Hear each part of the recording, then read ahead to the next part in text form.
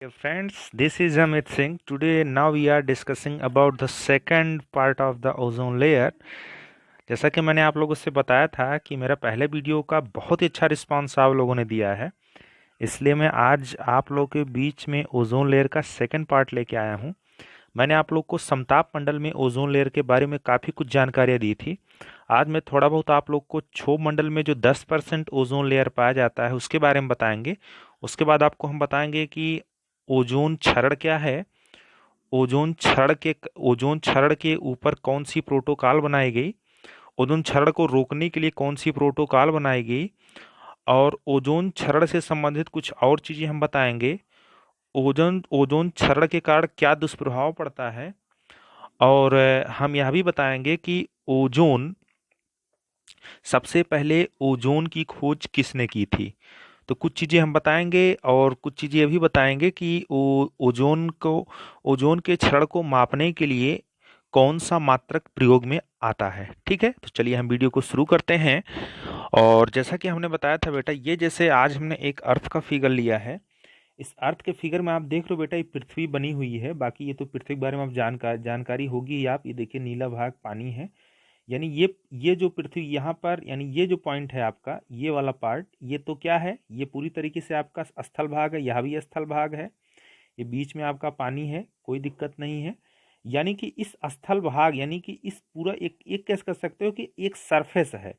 इस सरफेस के चारों तरफ, मतलब इस सरफेस से जैसे आप ऊपर जाओगे इस तरीके से चारों तरफ बेटा, इस चारों तरफ ये आपका क्या है, पूरी तरीके से एक वायुमंडल है। इस वायुमंडल में आपका वायुमंडल के सबसे पहला जो लेयर होता है उसे हम क्षोभ मंडल कहते हैं। उसके बाद समताप मंडल, ऐसे आगे बढ़ते हैं, हम चले जाते हैं। तो हमने बात किया था कि क्षोभ मंडल में ओजोन लेयर जो पाई जाती है, हम उसके बारे में बात करेंगे। वह कितना पाई जाती है, सिर्फ और सिर्फ 10% पाई जाती है। तो 10% जो ओजोन लेयर क्षोभ मंडल में पाई जाती है बेटा, एक चीज जान लो, वो ओजोन लेयर जो होती है वह पूरी तरीके से प्रदूषित है।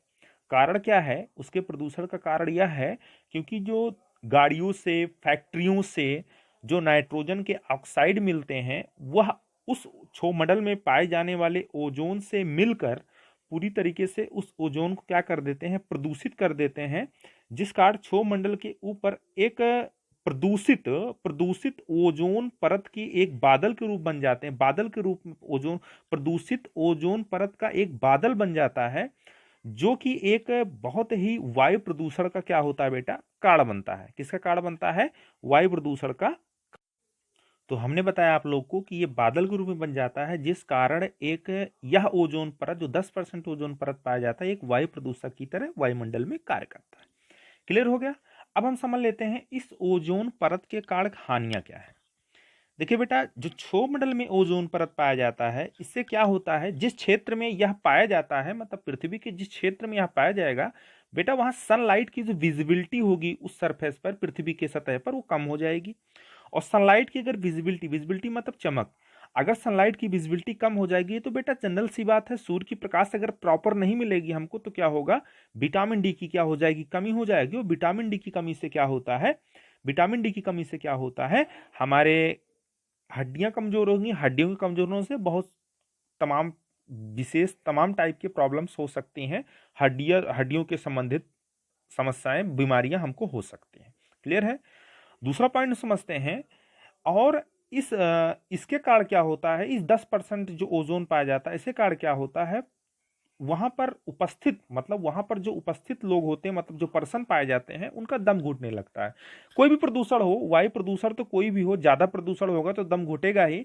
बिल्कुल उसी तरीके से है, क्योंकि एक तो यह क्या है, इस ओजोन परत में नाइट्रोजन के ऑक्साइड मिले होते हैं, जिस कारण यह प्रक्रिया, दम घुटने वगैरह की प्रक्रिया होती है। क्लियर है? चलिए अब हम समझते हैं कि ओजोन क्षरण क्या होता है। तो पहले तो ये जान लीजिए बेटा, ओजोन क्षरण होता क्या। देखिए, ओजोन क्षरण ऐसा, ये मान लीजिए कि ओजोन ओजोन परत की मोटाई का घटना, हमने क्या कहा, ओजोन परत की मोटाई का घटना ही क्या कहलाता है, ओजोन क्षरण कहलाता है। या आप ये कह सकते हो, ओजोन परत की ओजोन परत में जो ह्रास हो रहा है, वह क्या है, ओजोन क्षरण कहलाएगा। अब बात आती है, ओजोन क्षरण का ह्रास हो क्यों रहा है, इसके कौन कारण है।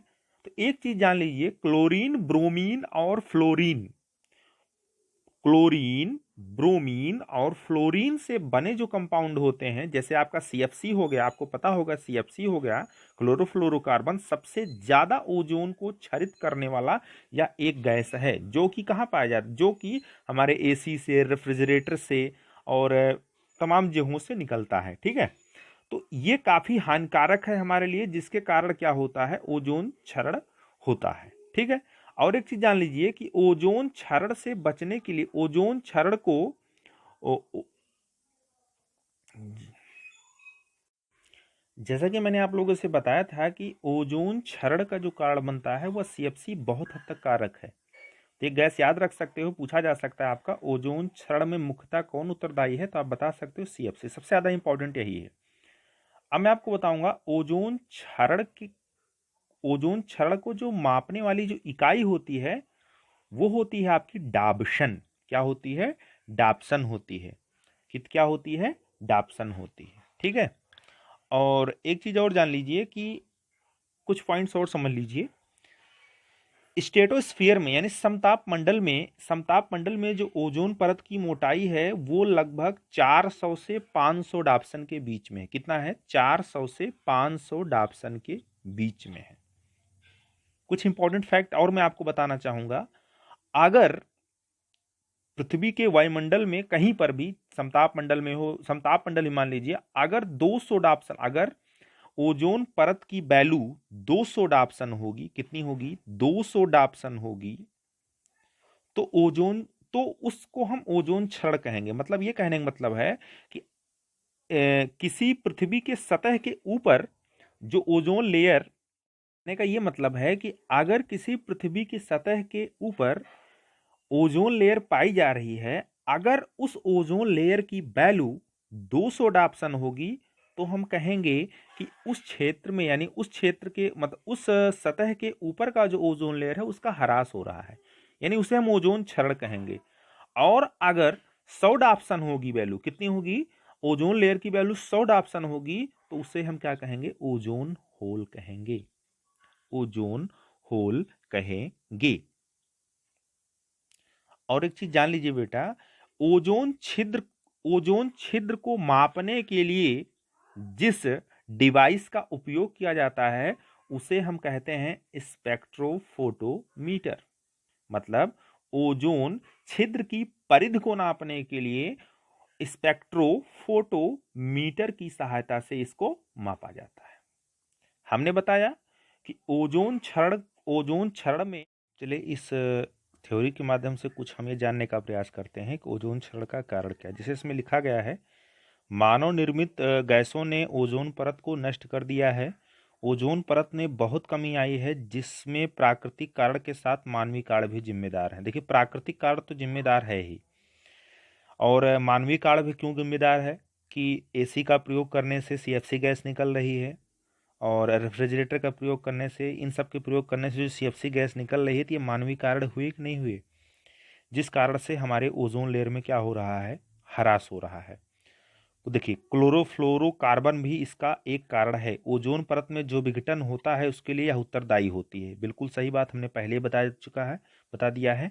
सफाई करने में इस्तेमाल किए जाने वाले विलयों में कार्बन टेट्राक्लोराइड पाया जाता है, यह ओजोन परत को नुकसान पहुंचाता है। बहुत अच्छा पॉइंट है। सफाई करने वाले जितने भी विलय होते हैं, आप सफाई करने वाले बहुत सारे विलय आते हैं आपके, ठीक है, उसमें क्या पाया जाता है, कार्बन टेट्राक्लोराइड पाया जाता है, यानी सीएफसी की बात कर रहे हैं। ठीक है, और सीएफसी क्लोरीन, फ्लोरीन एवं ऑक्सीजन से बनी हुई गैसें, यह एक तरल का द्रव पदार्थ होता है। यह भी मानव के जरिए निर्मित होता है, जिसका प्रयोग फ्रिज या ऐसे संयंत्रों में होता है जो ठंडक प्रदान करने में प्रयोग किए जाते हैं। Electronic circuit board, computer, phone को साफ करने में भी इसका प्रयोग किया जाता है। यह ओजोन परत को नष्ट करते हैं। मतलब आप ये कह सकते हो कि जो सफाई करने वाले लिक्विड होते हैं उसमें से भी सीएफसी गैस निकलती है, क्योंकि आपको पता है बहुत सारे लिक्विड ऐसे होते हैं जिसमें आपके ठंडक मिलती है। फॉर एग्जाम्पल, आपको पता होगा कि ये जो स्प्रे आप यूज करते हो, ठंडा ठंडा स्प्रे जो आप यूज करते हो, जनरली जो ड्यूज यूज करते हो, इसमें भी कुछ ऐसी गैसेस पाई जाती हैं, नाम तो शायद फ्रियॉन गैस है। ऐसी गैसेस पाई जाती है जो क्या करती है कि ओजोन लेयर को डिफेक्ट कर रही है। ठीक है, तो इतना आपको पॉइंट समझ में आया। अब मैं आपको बताऊंगा कि सबसे पहले ओजोन की खोज किसने की थी। सबसे पहले ओजोन, देखिए ओजोन लेयर की जो मोटाई नापने के लिए सबसे सबसे सबसे ज्यादा श्रेय, देखिए कुछ पॉइंट में पढ़ दे रहा हूँ। ओजोन परत की मोटाई भौगोलिक दृष्टि और मौसम के अनुसार परिवर्तित होती रहती है, ये तो मैंने पहले ही बता दिया। 1913 में, बहुत इंपॉर्टेंट लाइन है, 1913 में फ्रांस के फिजिसिस्ट फेवरी चार्ल्स, किसने, फेवरी चार्ल्स और हेनरी बुसोन ने ओजोन लेयर की खोज की थी। तो आपसे पूछा जा सकता है कि ओजोन लेयर की खोज किसने की थी, तो फेवरी चार्ल्स और हेनरी बुसोन, जो कि कहाँ के थे, फ्रांस के एक फिजिसिस्ट थे। ठीक है बेटा, अब यहां तक हमको अगर समझ में आ गया है तो कुछ चीज हम ये जान लेते हैं बेटा कि ओजोन, देखिए ओजोन क्षरण को रोकने के लिए बेटा एक प्रोटोकॉल बनाया गया जिसे हम मॉनिट्रियल प्रोटोकॉल कहते हैं। आपसे पूछा जा सकता है कि मॉनिट्रियल प्रोटोकॉल किससे संबंधित है, तो आप बता दोगे ओजोन क्षरण से संबंधित है। ठीक है, ओजोन क्षरण से क्या है, यह संबंधित है। कौन, मॉनिट्रियल प्रोटोकॉल। एक चीज और जान लीजिए बेटा, ओजोन दिवस मनाया जाता है, ओजोन दिवस 16 सितंबर को मनाया जाता है। कब मनाया जाता है, 16 सितंबर को मनाया जाता है। और इस दिन यह सब लोग प्रण करते हैं कि हमको क्या करना है कि ओजोन क्षरण को कम से कम करना है। मतलब कि जो फैक्ट्रियों के कारण जो ओजोन क्षरण डे बाय डे या पर ईयर ज्यादा हो रहा है, अब आपको पता है ओजोन क्षरण ज्यादा होगा तो बहुत सारी प्रॉब्लम्स हो जाएंगी।